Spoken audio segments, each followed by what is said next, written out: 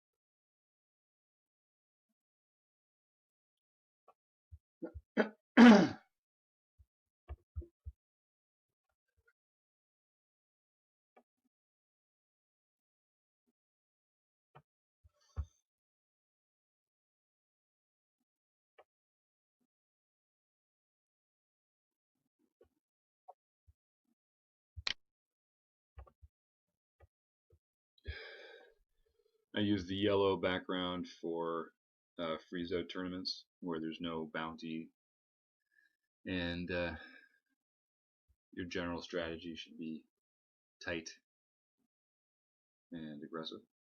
No trapping. There's no benefit to getting in the pot with small stacks. If I'm playing in a knockout or bounty tournament, this would be red.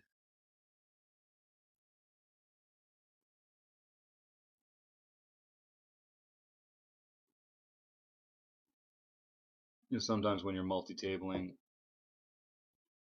I just want to have as much information at my fingertips as possible. So I've got my big blinds and the table average big blinds, and then the table average, VPIP, PFR, and 3-bet. Some of that's because this is the same HUD I use for cash as I do for tournaments. So not all of these stats are going to translate into both of those realms, but they're all valuable in one. And so if we're multi-tabling tournaments, I just find if you have to make a snap decision about, particularly when short stacks are in play, about whether to get involved or not to get involved, knowing that there's a bounty or that there isn't a bounty at stake can sometimes be a very relevant decision depending on at what point of the tournament you are playing at the time.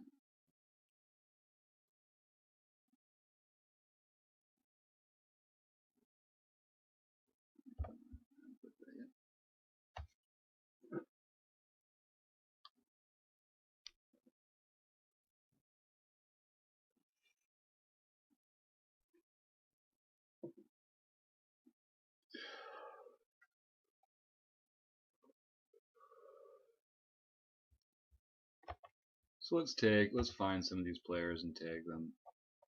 Let's just put this on screen here.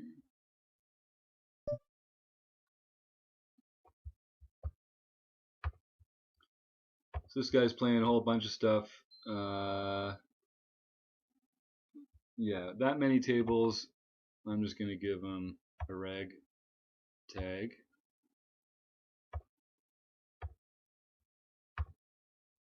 And this guy I'm tempted to do the same, but we always look him up anyway just in case. Oh yeah. So there you go. When they are savvy enough to say that they can't be found, we also just assume that they're a reg, if no other information is not enough to tell you anything conclusively. but I think it's at least someone who it's not someone who's just here to gamble. They've taken a this guy's more recreational. They've thought about more than just what their cards are, I guess is what I mean. They've decided that they want to make it harder for other people to find out about them. And so we can assume that they have other tendencies that are common to such players. And those players tend to act in a way that recreational players do not act in, or at least in certain predictable ways.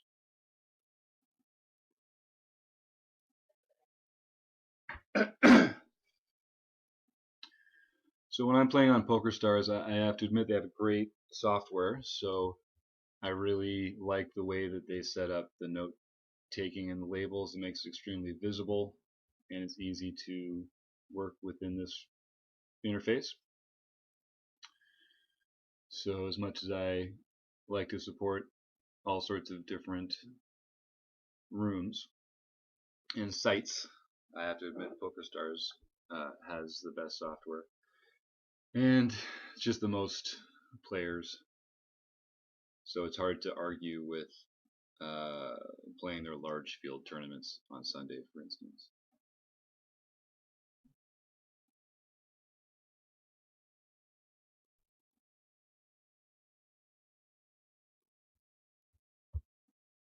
But I play on ACR and 888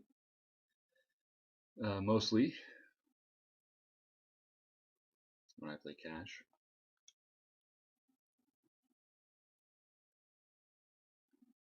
But I don't really like playing small field tournaments as much because I don't know. I don't know if it's because of the variance involved. If you're gonna make, if you're gonna have a good expectation of making a small amount of money, I'd rather do that playing cash, and then you get to really dedicate yourself to a strategy, and you can go a little deeper in tournament. And I like that you get to play with a set stack size. That makes a big difference. If you are playing a bunch of tournaments, you know the blinds are going to be different at every table. I mean, that's why this becomes particularly important. Uh, and that's also why I like to have the chip graph up, just to give me an idea of where I am in the field, because you, you know a lot of these spots I find the question becomes, is it a profitable spot to shove? And some of that has to depend on you know how much your stack is worth. I am by no means particularly knowledgeable about ICM or M relations or how to play specific hands in specific stack to pot ratio spots. Um, but I know it's relevant, and I I certainly allow it to influence my decisions, as I think everyone should.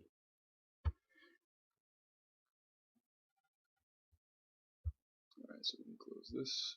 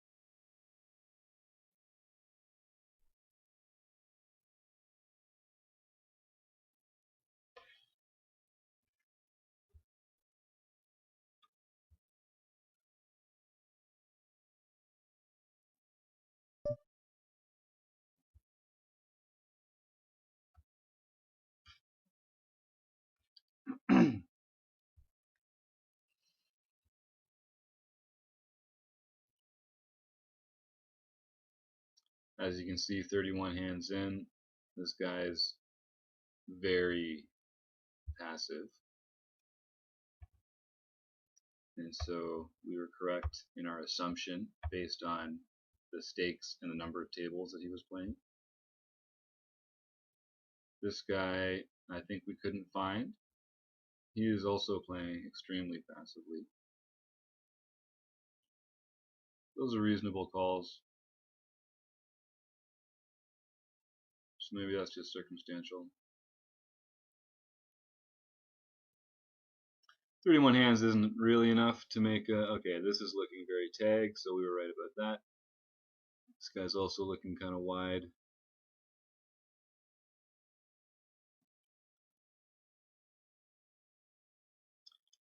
I added some notes in Pokertracker 4 to give me a better idea of what specific hands people were using in game, because you don't always, you know, if you've got a lot of hands on somebody and you're trying to figure out how to play against them in particular, then you can go dive down into the filters in your stats and pull out all the hands where you've played with that guy. You can look at the heat map for various stats for him. You can run a leak finder on him. You know, there's lots of ways to find weaknesses in other players off the table. But I think it's nice in game to just be able to take a look and say, oh, you can often establish at least the bottom of someone's range, or you can get a sense of what someone's range includes, even if that's all you can get. But I think that's helpful. It's not that hard to do. One of these days I'll make a video going through how to configure Notetracker. You can pretty much just figure it out by looking at the software, I think, though. You can edit notes and duplicate them. And so just find a note that does something similar to what you want it to do and duplicate it, and then edit it with the protocols available in the program, and make it do what you want it to do instead.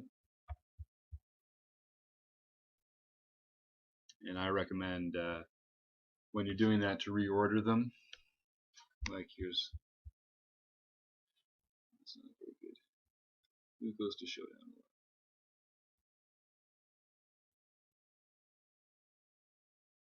This guy's a good example. So these are all grouped by 3-betting stats, because in the program you change it to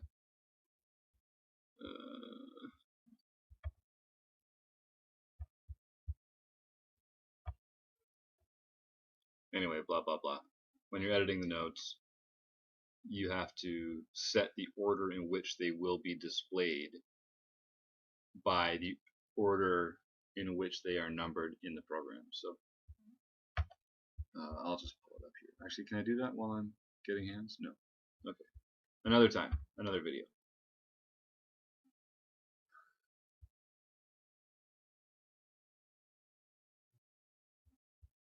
sitting out.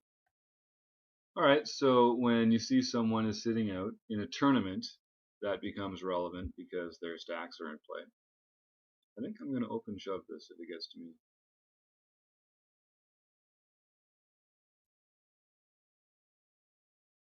What do you think, guys? Is that completely stupid?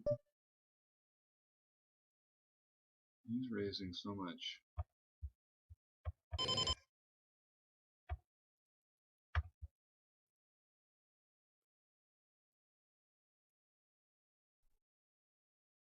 Yeah.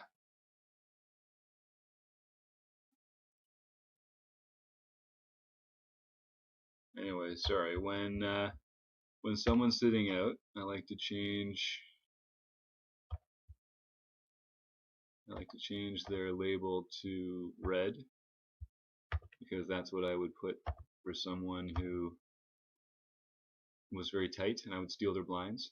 And I just put in the PT4 notes sitting out so that later, because it's still tracking this guy, if this 25-11 after the next 10 hands goes down, I'll at least know that for a portion of those hands he was sitting out. So he's even wider than his stats say. That's all it tells me. And it tells me that he should not be red. So it's just a little note to myself to tell me that later if I encounter this player and he has the red border on him, it's not because he's actually tight, it's because he was sitting out.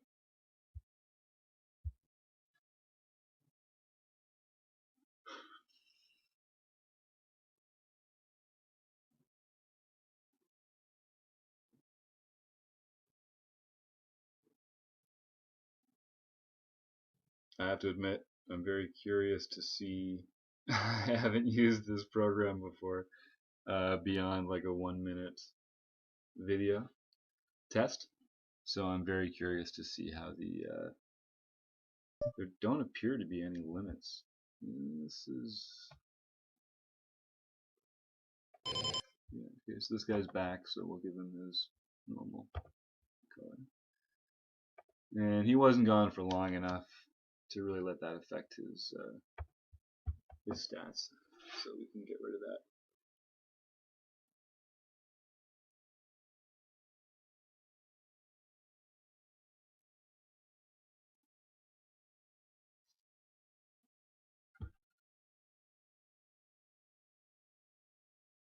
So you can see over here, I've got this amateur tag on this guy. No, it's not. Yeah. I wonder if I can save. Whatever.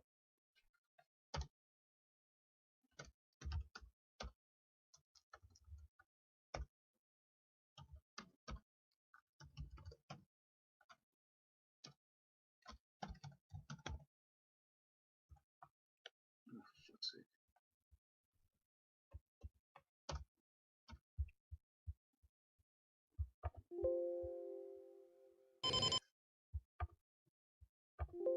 Oh my god. Alright, let's pull this up.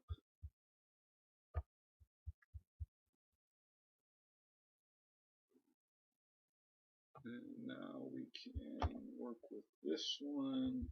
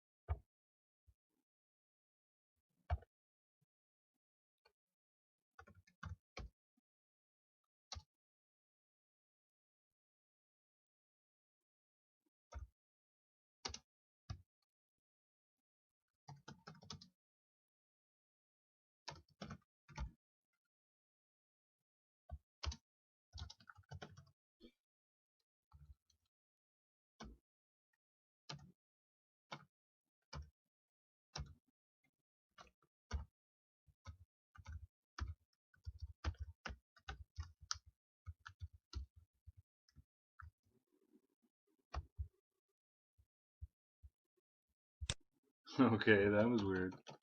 Alright, let's that instead. That's perfectly normal.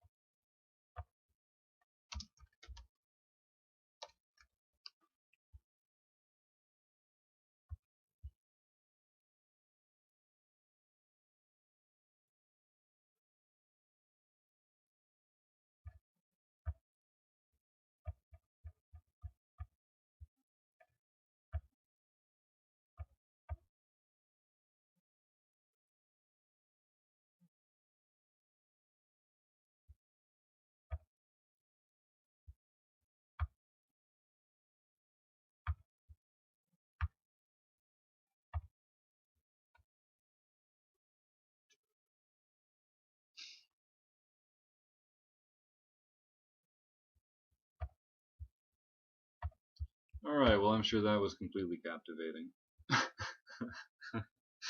let's let's take this over half an hour and then we'll take a break. I would like to think that those notes get saved in the... Yeah, okay.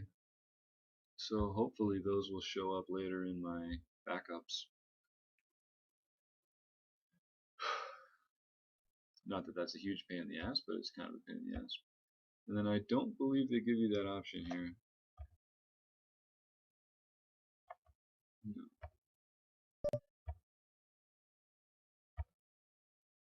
Ah, the big 11.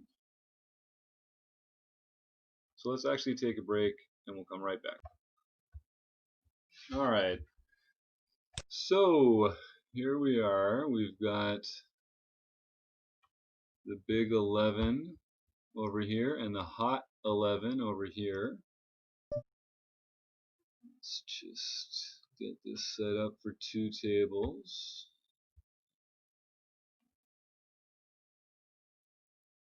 And here.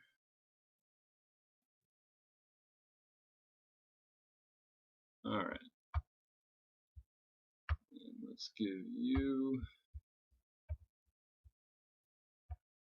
the big 11.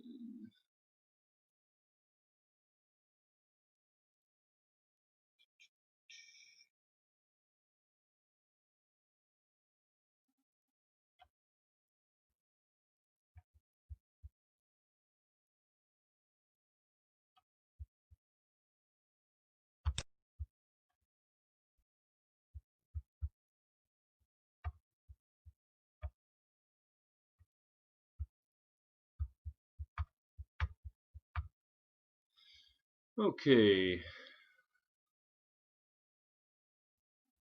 Just make sure we've got our HUD at the, there we go, that's better. You can see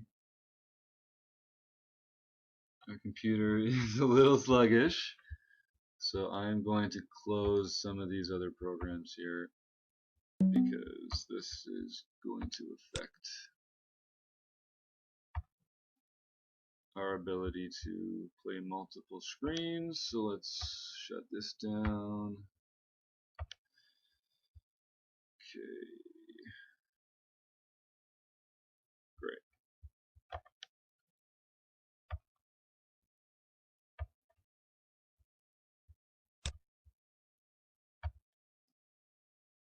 This first hand is taking forever over here.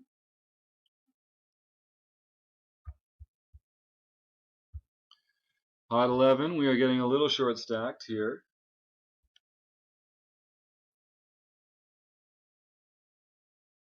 Definitely playing with house money though. I did pretty well in this one a couple weeks ago.